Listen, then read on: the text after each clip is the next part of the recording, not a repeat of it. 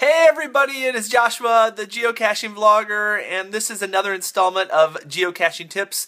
Weekly, we've been trying to give out some tips about geocaching. Some of the stuff is pretty basic, and many of you guys know about it already. But for some of you that are just newer to geocaching, we thought we would throw out a couple tips that we have learned while we're going out geocaching. So often, people contact me wanting to vlog or film their geocaching trips, and they are always looking for advice or things that they can do. So I thought I would make a quick little video sharing how to vlog or how to film your geocaching trip. So I just have some simple tips for you guys to follow to make some of your geocaching content and videos really stick out and do well here on YouTube. One of the first questions I always get is, what do you use to film your geocaching adventures? Well, for 2 years, I have been using the Flip Mino HD camera. I know they don't make them anymore, but it's simply just a handheld camcorder. It's very convenient. It's pocket sized, so it's very easy to use. We also have the Kodak PlaySport handheld camera that is waterproof and also just takes really great HD video as well. I know several geocaching video creators that use a GoPro camera, and I think the video on those look great.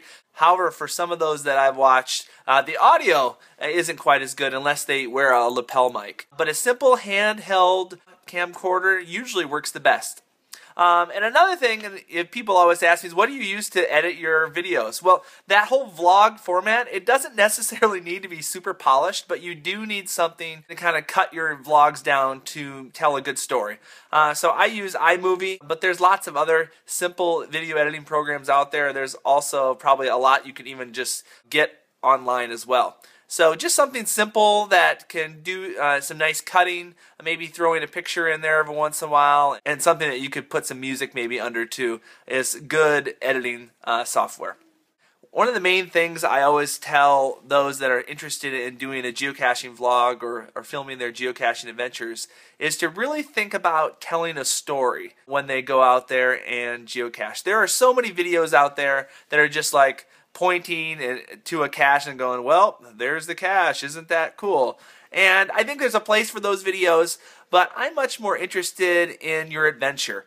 So I always try to kind of find a fun angle to whatever geocaching adventure that I have. Maybe it's a really awesome geocache. That's maybe the most common. Or maybe you're geocaching with somebody that's really interesting and you want to feature that video around geocaching with that individual or that person. Or maybe there's something really interesting about the place where you're geocaching, and maybe that is what you want to feature. Even though you're going out there geocaching, sometimes it's not the geocaching that makes the video great. It's those things that happen while you're geocaching. For example, I had a video, we were out geocaching, we found a few geocaches, but the thing that made it interesting was we found a hill that had absolutely no friction in the pigment of the grass, and we just were sliding down that hill. And that geocaching video became less about the actual geocache and more about our family just having a fun time on this really cool hill that we discovered. Along those lines, another thing I think is really important when you're out there filming your geocaching adventures is that you show your face. There are so many geocaching videos out there that just kind of show the woods and show the geocache, but I think when you show your face, it brings personality to your geocaching vlog. There are thousands of geocaching videos out there, and the thing that's going to set apart your geocaching video that makes it unique is you. There is only one you in this world, and so feature you. Feature what you're doing, feature your life, feature your adventures, and the one way you do that is by showing your face and kind of narrate what you're thinking, what you're feeling, what you're seeing. More faces in geocaching videos, the better, I think. I know for some of you, you might be a little camera shy, and it takes some getting used to hold that camera out in front of you, but trust me, the more you do it, the more you will get used to doing it, and it will make your videos a lot more interesting. Another tip, and this is just for video creating in general, try the best you can to keep that camera as steady as possible. There's nothing worse than watching super shaky geocaching video content. Try to edit out all those super shaky parts and try to keep that camera as still as you possibly can. With that, I think it is so important to make sure you flip that camera on its side so you have the widescreen view and not the portrait view. I want to see the whole picture. I want to see the whole woods when you're filming that geocache. So please, please, please make sure you turn that camera on its side so we can get the full picture. It just works best for YouTube. And when you think about editing your vlog, I say, hey, keep it short. Keep it the most essential things in your vlog.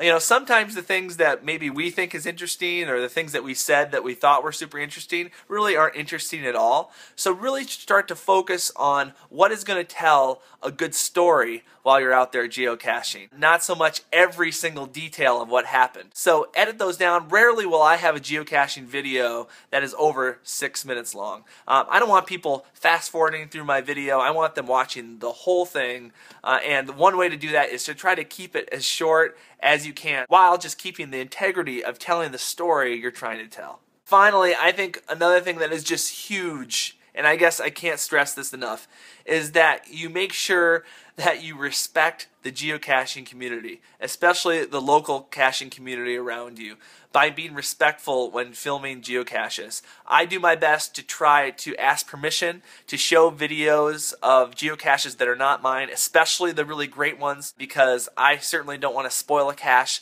for people, and often in videos I will put a spoiler warning on there. In general, when I have asked people if I could show their caches on YouTube, for the most part, they are completely honored by the fact that their cache was featured on YouTube. For most people, it's really fun for them to see people find their caches, and they're very open to being shown on YouTube or any other social network, but I think it's really important to ask permission to make sure that it is okay with the geocaching community and the hider if you show their cache. So those are my tips. I'm sure there's a whole bunch more I could say, so I'm curious for those of you that are taking video and publishing on YouTube of your geocaching experiences, what tips do you have? I would love to hear it, and just put it in the comment below. And be sure to watch last week's geocaching tip video. And if you have not subscribed to our channel here on YouTube, make sure you click that subscribe button so you don't miss an episode of the Geocaching Vlogger. Alright guys, I'll see you guys out on the trail, and thanks for watching.